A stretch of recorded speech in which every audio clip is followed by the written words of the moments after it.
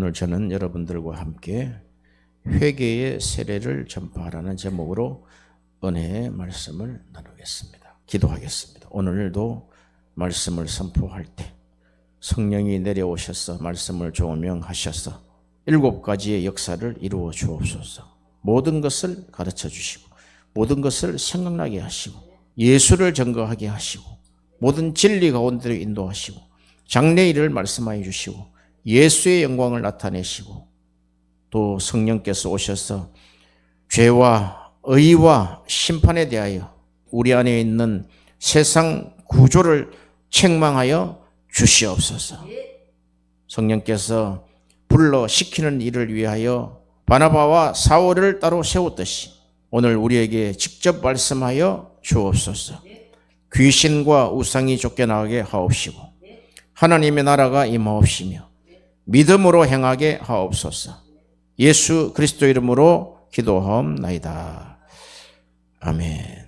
오늘은 세례에 대해서 집중적인 연구를 하겠습니다.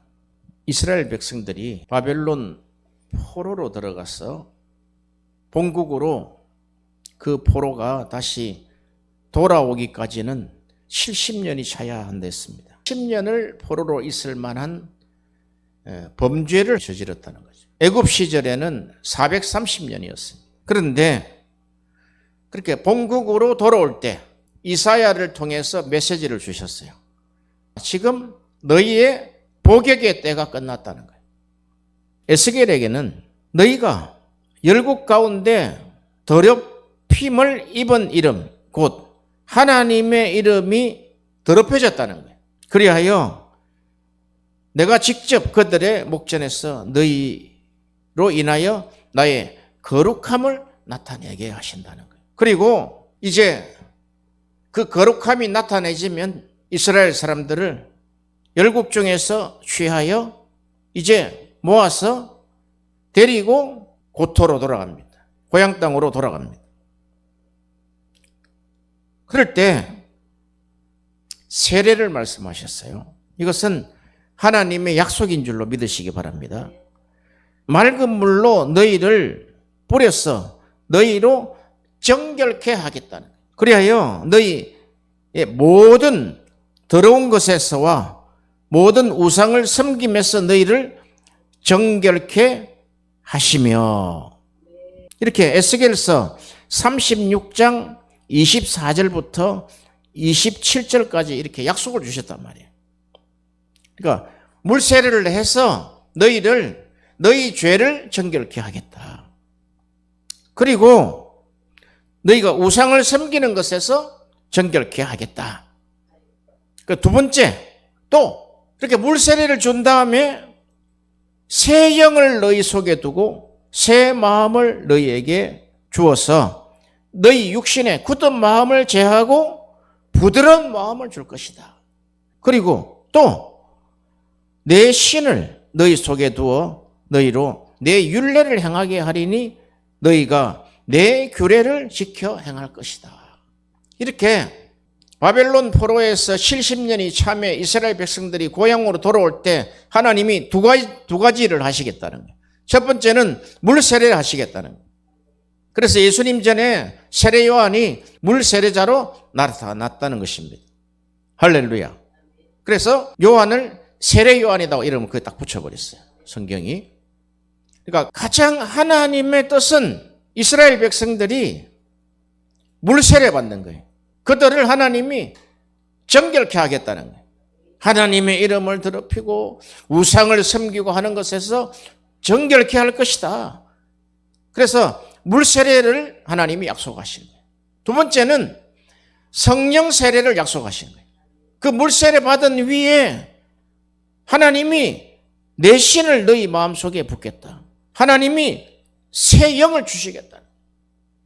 그렇게 해서 이제 새 마음으로 하나님의 성령을 받은 백성들이 하나님의 율례를 그대로 행할 수 있도록 하게 하신다는 것입니다.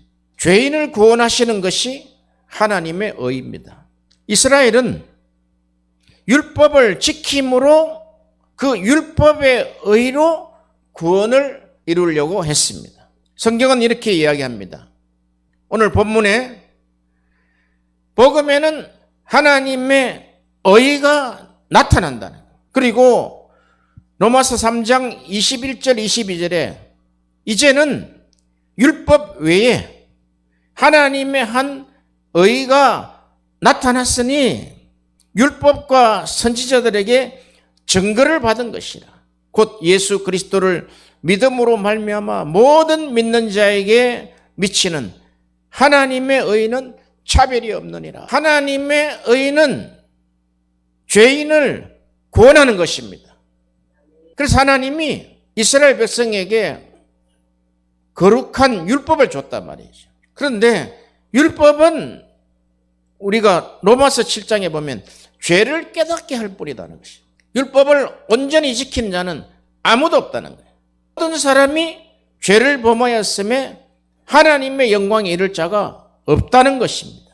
하나님이 창세전부터 하나님의 그 비밀이 하나 있습니다. 그 비밀은 골로새서 1장 27절에 사도 바울 서신 중에 거의 마지막쯤 된 게 에베소, 골로새서, 빌립보서단 말이죠.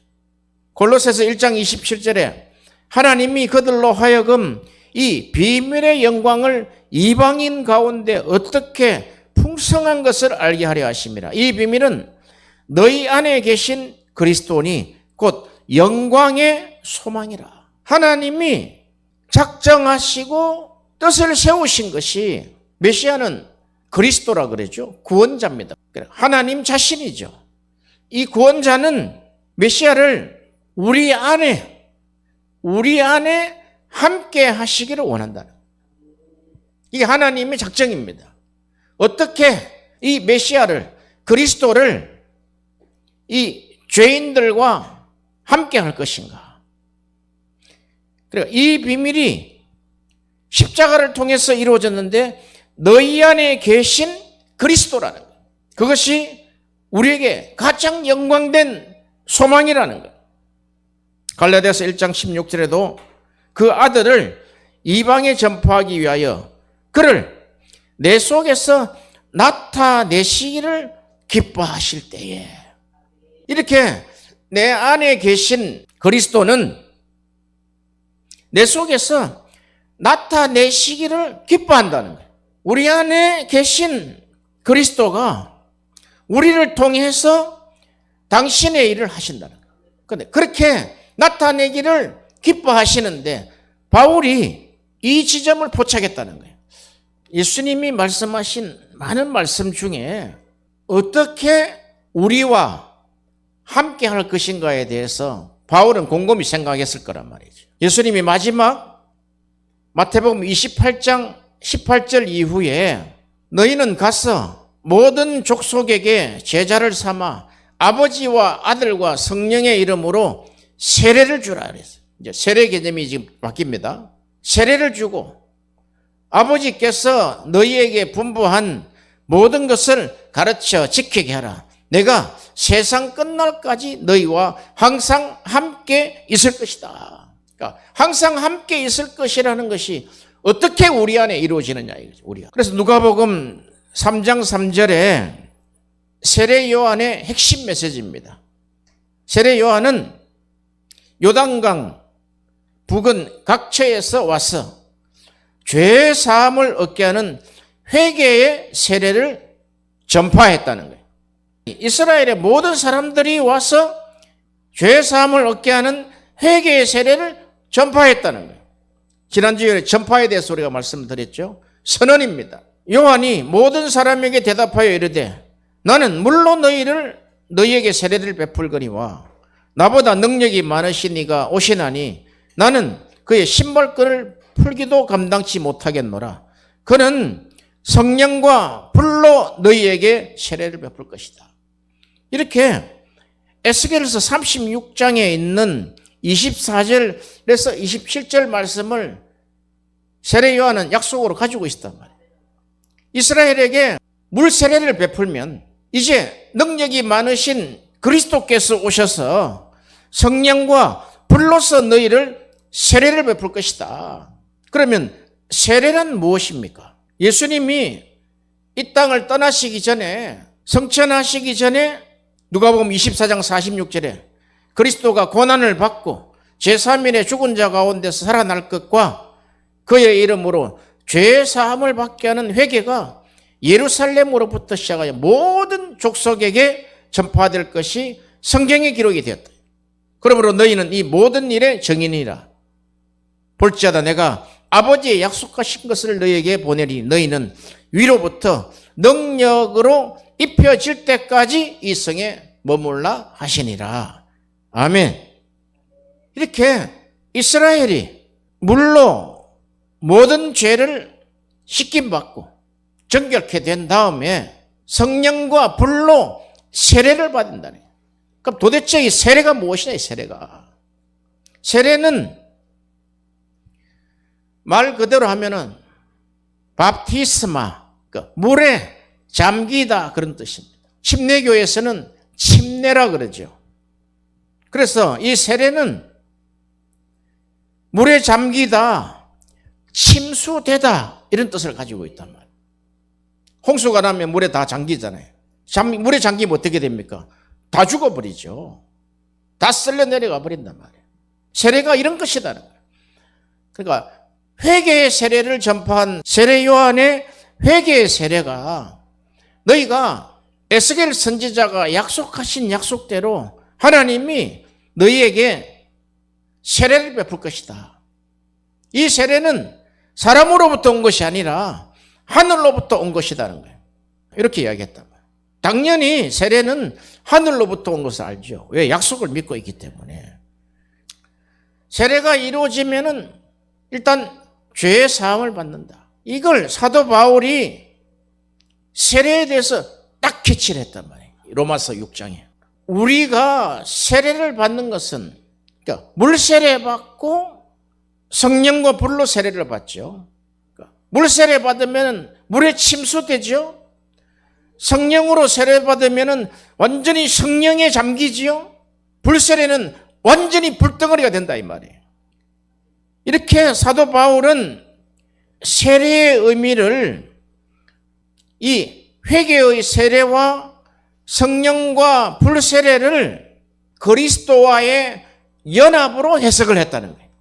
여기에 로마서 6장에 있는 아주 우리의 신앙 가운데 딱 예수를 믿을 때 가장 첫 번째 이루어지는 것이 바로 그리스도와 연합이라는 거예요. 바울의 세례에 대한 해석이 있는데 갈라디아서 3장 27절과 로마서 6장 3절은 굉장히 중요한 구절입니다. 갈라디아서 3장 27절에 누구든지 그리스도와 합하기 위하여 세례를 받은 자는, 그러니까 세례를 받는 자는 그리스도와 연합하기 위해서 받는다는 거예요. 결론을 누구든지 그리스도와 합하기 위하여 세례를 받은 자는 그리스도로 옷 입었느니라. 세례 받은 자는 이제 그리스도화 됐다는 거예요. 그리스도를 입었다는 거예요. 그러므로 세례는 그리스도와 합하는 것이며 그리스도와 연합을 의미합니다. 여기에서 이 연합은 성도를 그리스도 안에 거한다라는 말을 그리스도 안에 거하게 하는 방식으로 그리스도와 관련시킵니다. 그러니까 세례받은 자는 그리스도와 연합됐다. 그리고 그리스도 안에 있다. 그리고 이제는 그리스도 옷을 입었기 때문에 모든 것을 그리스도 이름으로 한다. 이렇게 정리를 했단 말이에요. 이 세례가 그리스도와 합하는 것이기 때문에, 연합하기 때문에 갈라디아서 3장 26절에 너희가 다 믿음으로 말미암아 그리스도 예수 안에서 하나님의 아들들이 된 사건이라는 거예요. 바울의 선지서에 보면은 세례를 여러 가지로 우리에게 신앙 양식을 줍니다. 첫 번째는 그리스도와 합하는 세례는 그리스도의 죽음에 합하는 세례입니다. 자, 우리가 그렇죠? 어떻게 우리가 2000년 전에 그리스도와 십자가에 못 박혔습니까? 그런 일은 있을 수 없습니다. 꼭 이런 이야기는 마찬가지죠. 마리아가 어떻게 성령으로 잉태했습니까? 그럴 일은 없습니다. 동정녀 마리아에게 어떻게 탄생을 합니까? 이런 근본적인 문제를 우리에게 해결해 주는데, 그리스도와 연합하는 세례는 그리스도의 죽음과도 연합하는 것이다. 우리가 십자가에 주님과 함께 못 박혔습니다. 이게 세례를 통해서 하나님이 확정을 주는 거예요.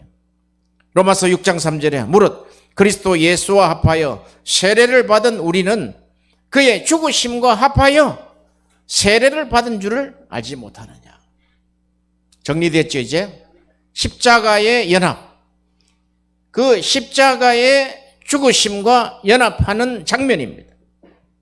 곧 세례는 신자를 그리스도의 구속적 행위와 연결시키므로 골고다에서 그리스도의 죽음은 그의 죽음이며, 그리고 세례는 하나님과 멀리 떨어진 삶의 종말, 죽음과 그리스도 안에서의 삶의 시작을 수반하고 있다. 그러니까 세례받은 자는 그리스도의 십자가상의 구속의 행위와 연결된 것이다. 그리고 골고다의 그 죽음은 그의 죽음이 우리와 함께 하여서 결국 우리는 죽고 그리스도 안의 삶이 시작되는 수반이라는 거예요. 왜? 그가 3일 만에 살아나셨기 때문에. 두 번째, 그리스도와 합하는 세례는 교회 공동체와 연합하는 세례입니다. 세례가 왜 이렇게 중요하냐면, 교회 공동체가 연합되는, 하나 되는 것이 세례를 통해서 이루어진다는 거예요. 그러니까 세례도 하나요 그랬단 말이에요. 하나님도 하나요, 세례도 하나다 그랬어요. 왜냐하면 그리스도 안에 있는 것은 곧 그리스도의 몸의 한 지체가 되는 것이기 때문입니다. 고린도전서 12장 13절에 우리가 유대인이나 헬라인이나 종이나 자유인이나 다 한 성령으로 세례를 받아 한 몸이 되었고 또 한 성령을 마시게 하셨느니라. 교회 공동체, 구원받은 공동체는 한 몸이다. 연합되어야 된대. 연합에서 벗어나면 그것은 죽은 공동체다. 파괴된 공동체다. 왜냐하면 성령과 그리스도는 분리될 수 없기 때문입니다. 로마서 8장 9절에 만일 너희 속에 하나님의 영이 거하시면 너희가 육신에 있지 아니하고 영에 있나니 누구든지 그리스도의 영이 없으면 그리스도의 사람이 아니다. 그러니까 성령과 그리스도는 하나다. 고린도후서 3장 17절에 주는 영이시니 주의 영이 계신 곳에는 자유가 있느니라. 주는 그리스도지요, 영이시다는 거예요. 성령이 계신 곳에는 자유함이 있다는 거예요. 그리스도와 합하는 세례는 그리스도께서 죄에 대하여 죽으시고 의를 위하여 다시 살아나신 그 모범을 따라 새 생명을 위한 것이다. 우리가 그의 죽으심을 합하여 세례를 받음으로 그와 함께 장사되었나니 이는 우리로 또한 새 생명 가운데 행하게 하려 함이니라. 아멘. 그래서 골로새서 3장 3절 이는 너희가 죽었고 너희 생명이 그리스도와 함께 하나님 안에서 감추어졌음이라. 우리의 생명이신 그리스도께서 나타나실 그때에 너희도 그와 함께 영광 중에 나타나리라. 이렇게 세례와 종말을 지금 말씀했죠. 그럼 어떻게 살아야 되느냐? 땅에 있는 지체를 죽이라 해. 땅에 있는 것을 죽이라. 곧 음란과 부정과 사욕과 악한 정욕과 탐심은 우상 숭배니라. 이것들로 말미암아 하나님의 진노가 임하느니라. 로마서 1장 18절에 불경건한 자에게 진노가 임하죠. 그러니까 예배에 실패한 자는 하나님이 진노하시겠다는 거예요. 이미 예배에 실패한 자는 진노가 임해 있다는 거예요. 가인과 같이 된다니까. 제사를 실패했기 때문에. 세 번째, 그리스도와 합하는 세례는 그리스도의 날에 계시될 나라의 삶을 위한 것이다. 이게 종말적인 이 세례는 물 세례와 성령 세례는 결코 마지막 종말 때 주님이 이 땅에 재림하에 오실 때 이후 새하늘과 새 땅에 들어가는 조건이라는 조건. 고린도서 1장 22절에 그가 또한 우리에게 인치시고 보증으로 우리 마음에 성령을 주셨느니라. 에베소서 1장 13절에 그 안에서 너희도 진리의 말씀 곧 너희의 구원의 복음을 듣고 그 안에서 또한 믿어 약속의 성령으로 인치심을 받았느니라. 이렇게 그리스도와 연합되는 세례는 물 세례와 플러스 성령 세례가 이루어진다는 거예요. 고린도전서 1장 17절에 그리스도께서 나를 보내심은 세례를 베풀게 하려 하심이 아니요 오직 복음을 전하게 하려 하심이되 말과 지혜로 하지 아니함은 그리스도의 십자가가 헛되지 않게 하려 함이라. 사도 바울은 이후에 많은 사람들이 세례를 베풀 수 있는 길을 열어놨단 말이에요. 그게 이제 뭐 게바파가 나오지요, 아볼로파가 나오지요, 바울파 막 나온단 말이에요. 세례를 받았으면 그 파가 되는 것이 아니라 복음을 전하게 하려 하심인데 게바에게 세례를 받으면 게바파, 바울에게 세례를 받으면 바울파, 이렇게 하기 위해서 세례를 베푸는 게 아니다. 복음을 전하기 위해서 한다는 거예요. 그래서 사도 바울은 다른 사람들이 세례를 주도록 허용을 했다는 거예요. 나는 그리스보와 가이오 외에는 너희 중에 아무에게도 내가 세례를 베풀지 아니한 것을 감사하게 생각한다. 이것은 세례를 가소평가하는 것이 아니라 세례의 기능을 또렷하게 하는 것이다. 누구든지 보내심을 받은 자들이 세례를 베풀 수 있다는 거예요. 그래서 만인이 거룩한 제사장이다. 네 번째는 이 세례는 신인 사건이다. 무슨 말이냐면 그리스도가 받은 세례, 그리스도가 하나님이신데 세례를 받았냐는 거죠. 예수님이 이 땅에 오셔서 가장 첫 번째 행위는 공생애 시작할 때 세례받은 사건이에요. 그 세례를 받은 사건이 너무나 난해하단 말이죠. 어떻게 해석하기가 힘들단 말이에요. 그래서 세례 사건은 신인 사건이다. 그러니까 세례는 한 사건이다. 우리 안에.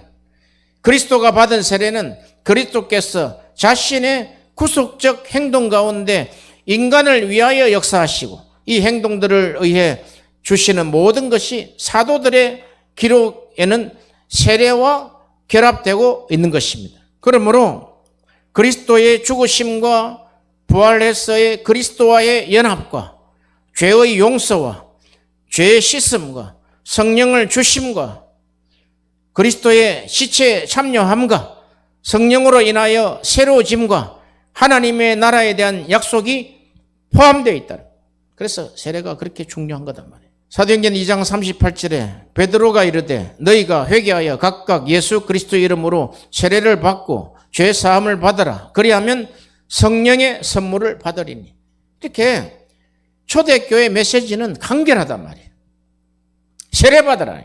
세례 받고 죄 사함을 받고 죄 사함에 이르는 회개의 세례를 전파했잖아요.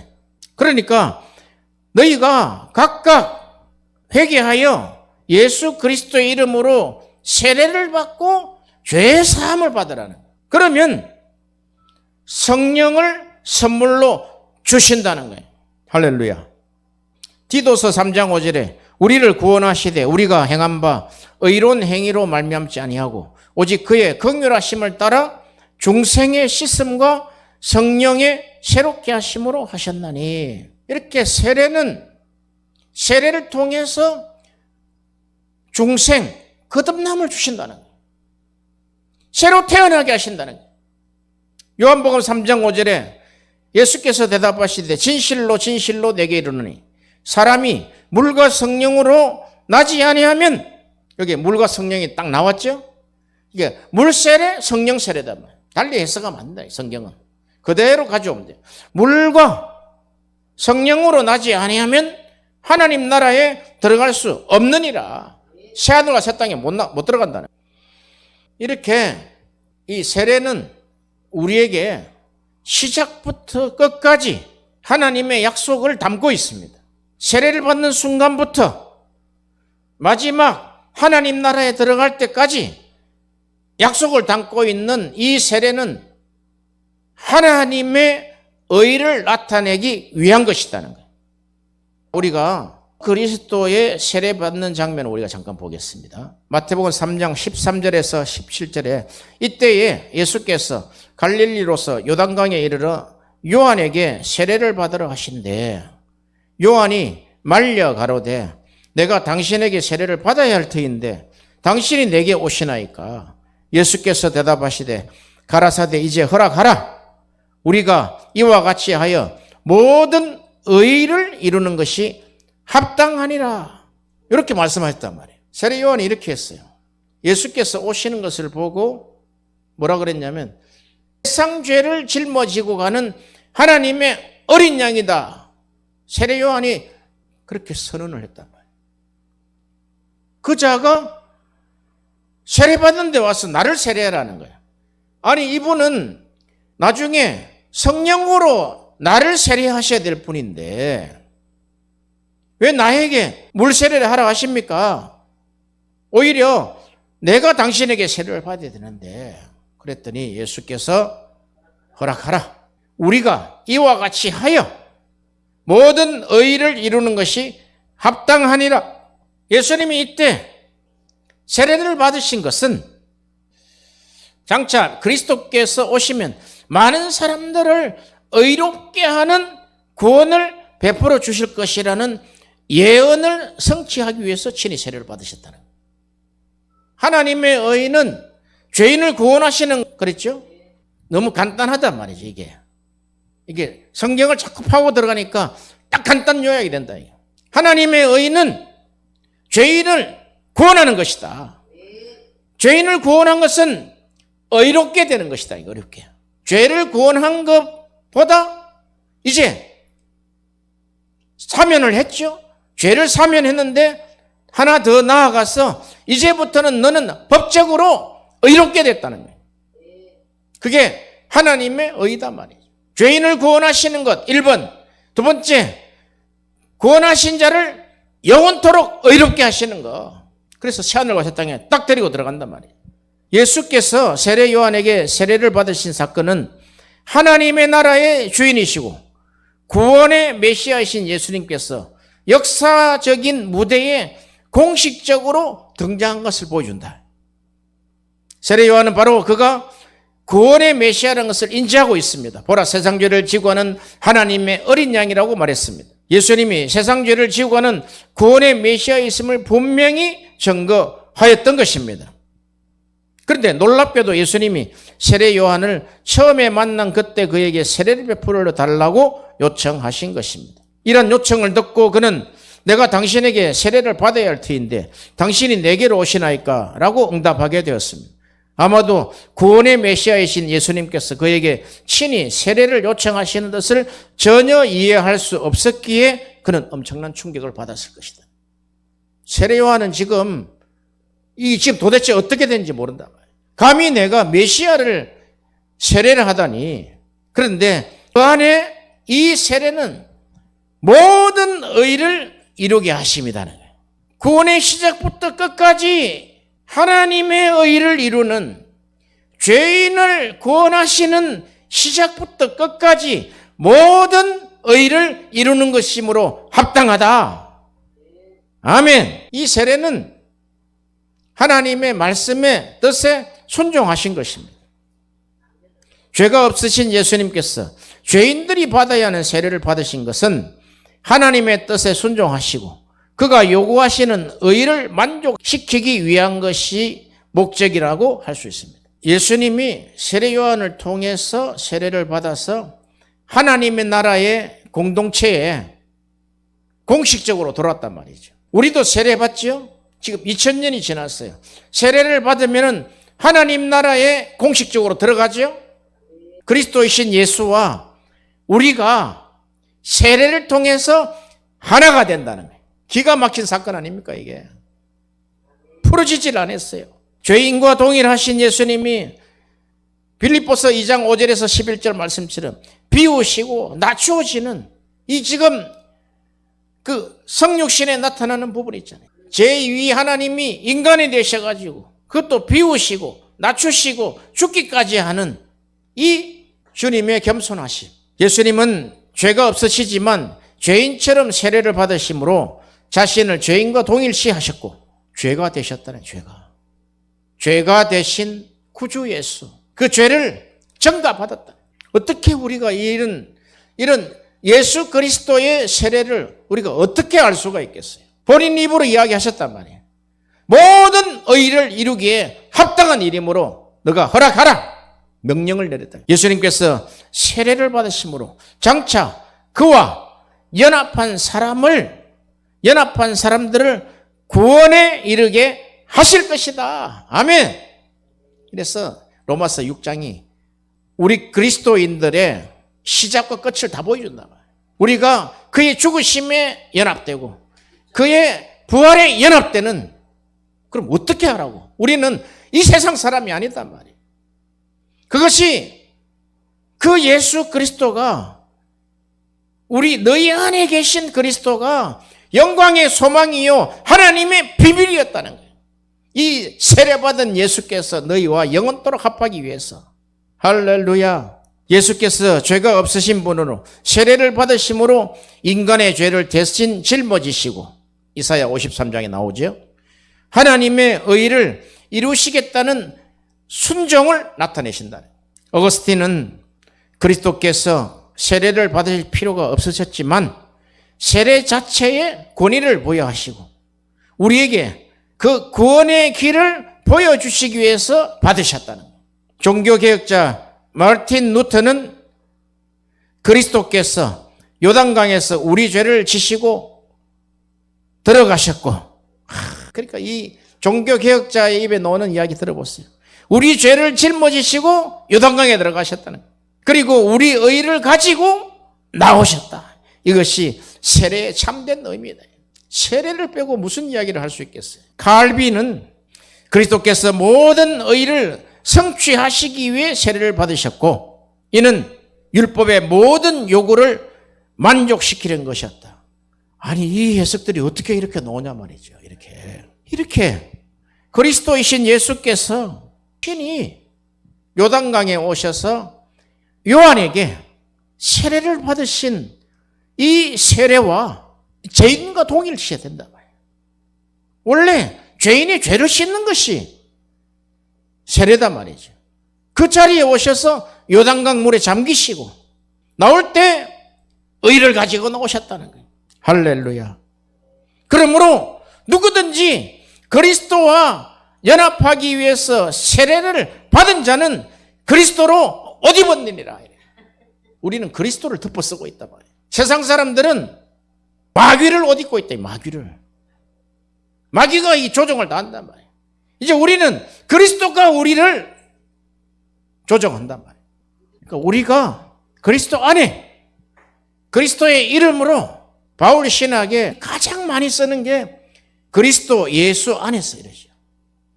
내가 예수 그리스도와 함께 십자가에 못 박혔나니 안에서 함께. 그러니까 예수님이 내가 세상 끝날까지 너희와 항상 함께 있겠다 하는 말씀이 그 세례다 말이에요. 세례. 아버지와 아들과 성령의 이름으로 세례를 주라. 이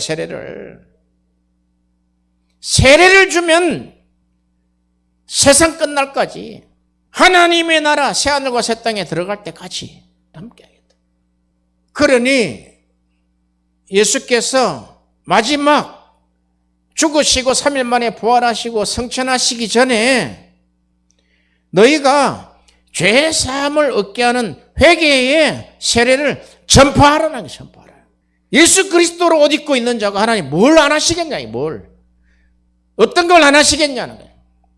우리가 이 세례의 진실성을 우리가 모르기 때문에 우리 마음대로 산단 말이에요. 마음대로. 예수 믿으면 이제 구원을 받았으니까 마음대로 사는 탕자가 되어버렸단 말이에요. 초대교회 오순절 성령을 받은 베드로의 첫 설교의 결론 부분입니다. 베드로가 가로되 너희가 회개하여 각각 예수 그리스도 이름으로 세례를 받고 죄 사함을 얻더라. 그리하면 성령을 선물로 받으리니. 성령 다 받아버렸다. 예수님의 그 요단강 세례 사건은 예수님이 세례 받은 것으로 그 사건이 끝나지 않고 세례를 받으시고 이제 요한이 세례를 허락했죠. 마태복음 3장 16절에 보면 예수께서 세례를 받으시고 물 위에 올라오실 새 하늘이 열리고 세례 받은 자 보세요. 여기 똑같이 동일하단 말이에요. 하늘이 열리고 하나님의 성령이 비둘기같이 자기에게 위에 임하심을 보시더니 하늘로서 소리가 있어 말씀하시되 이는 내 사랑하는 아들이요 내 기뻐하는 자라 하시니라. 아멘. 이 세례 사건에 삼위일체 하나님이 다 나타나셨다.